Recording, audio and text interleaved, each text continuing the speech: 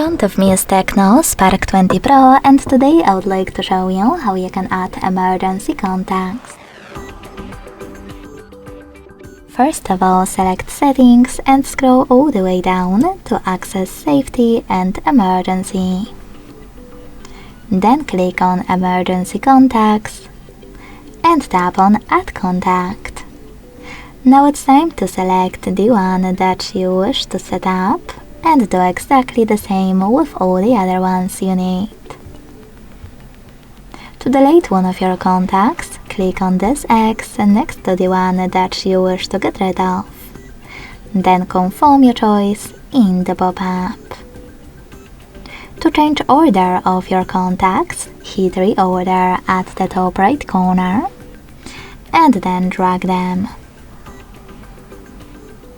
After creating a perfect list, hit Save at the top right corner. Thanks so much for watching. If you enjoyed this video, leave a like, comment and subscribe. Bye!